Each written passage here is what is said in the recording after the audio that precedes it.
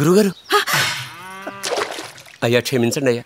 ఆవులు కాచుకునేవాళ్ళం మనం ఇలా పాడకూడదురా అంటే వాడు వినట్లేదు. తప్పులేమైనా ఉంటే క్షమించుండయ్యా. వీడు తప్పు పాడడం ఏంటమ్మా?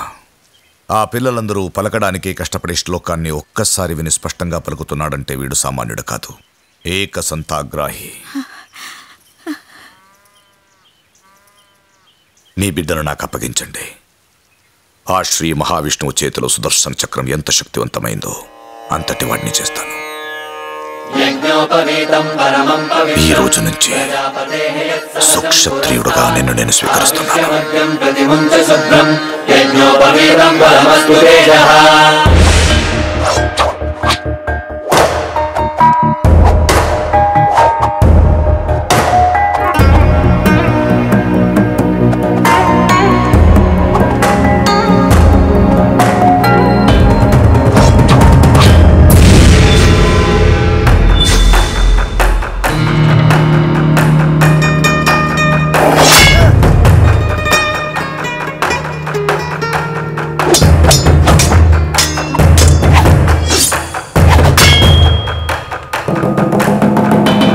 वज्रं वज्रेण भिद्यते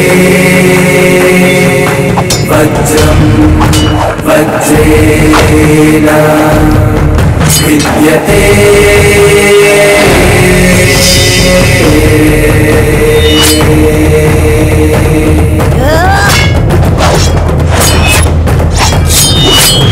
भिद्यते। బద్రి, వాడు నీకన్నా వయసులో పెద్దవాడు, అనుభవంలో పెద్దవాడు. వాడిని నువ్వు కొట్టగలవా? నేల మీద కొట్టడం, నీటి మీద కొట్టడం కాదు గురూజీ. మీరు సరేనంటే ఆకాశంలోకి తీసుకెళ్లి కొడతాను.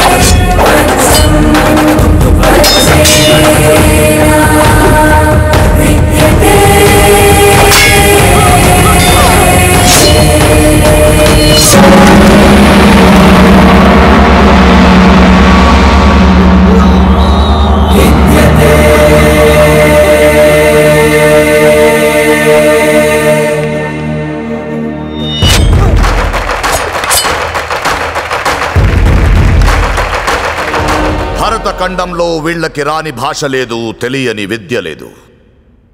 ఆయుధం లేకపోయినా ఒక్కొక్కరు 100 మందిని చంపగల సమర్థులు.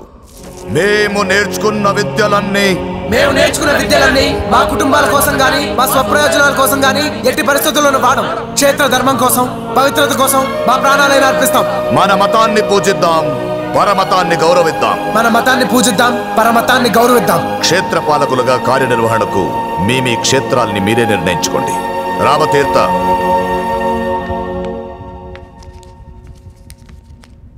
కాశీ గురూజీ. సీతారాం, అమర్నాథ్ గురూజీ. బద్రి,